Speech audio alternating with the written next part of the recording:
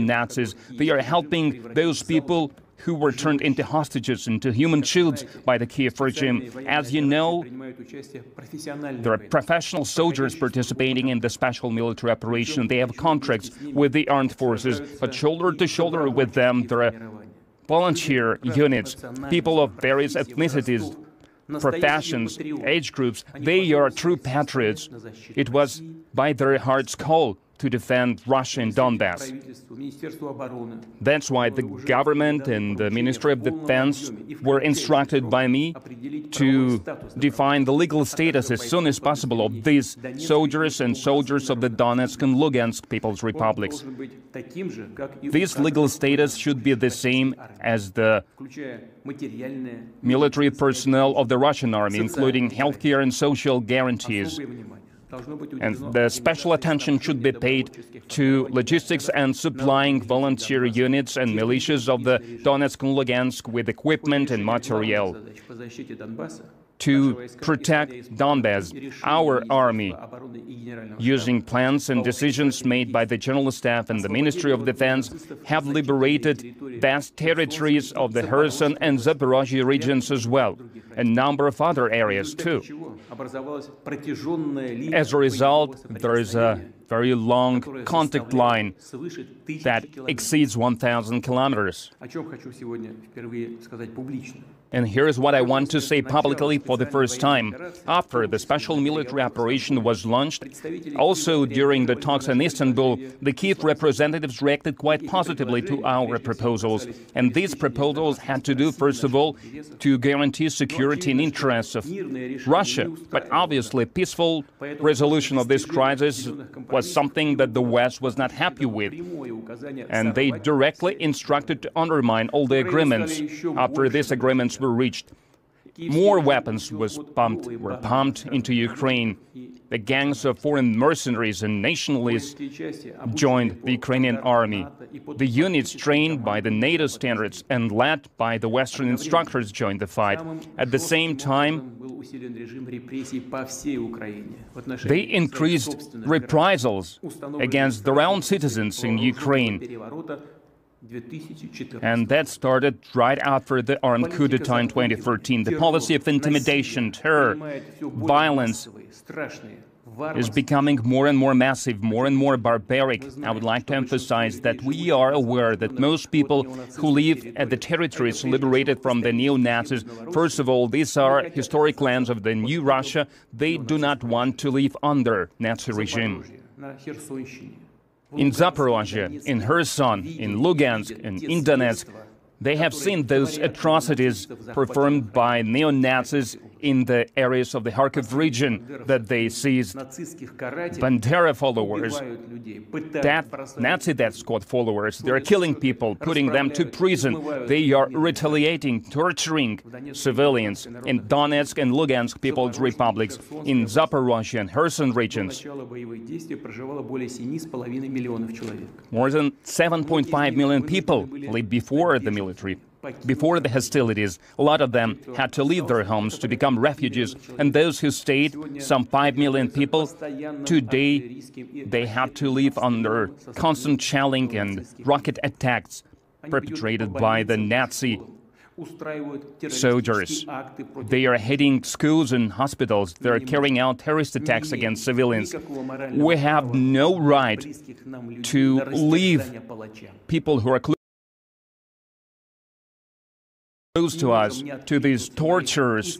We have to hear their call to define their own future, to define their own fate. Parliaments of the People's Republic of Donbass and military civilian administrations of the Kherson and Zaporozhye regions made a decision about holding referenda on the future of these territories, and they appealed to us, to Russia, with the request to support this step.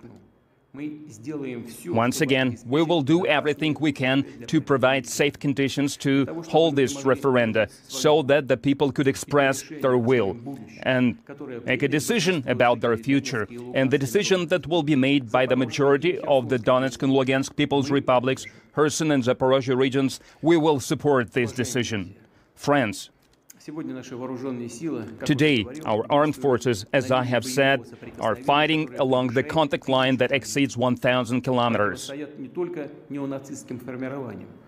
they fight not just against the neo-Nazi units, but against the entire military war machine of the collective West. And in this situation, we have to make the following decisions. It is on par with the threats that we are facing, namely, to protect our motherland, its sovereignty and territorial integrity, to ensure safety and security of our people and people living in the liberated areas. I think we should support the suggestion and proposal of the Ministry of Defense and the General Staff about launching partial mobilization in the Russian Federation. Once again, we are talking about the partial mobilization. We will only mobilize those citizens who are currently in the reserve. And first of all, those who have experience, who served in the army, who have certain professions and occupations, and who have necessary competence and experience.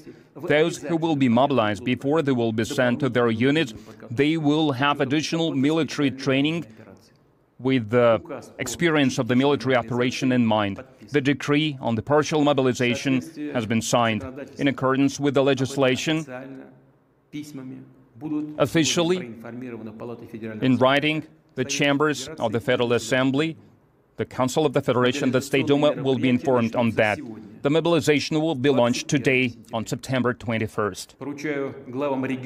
I instruct heads of regions to provide all the necessary support in this effort. I would like to emphasize especially that the citizens of Russia who will be mobilized, they will receive status, payments, and all the social guarantees that the contracted soldiers have.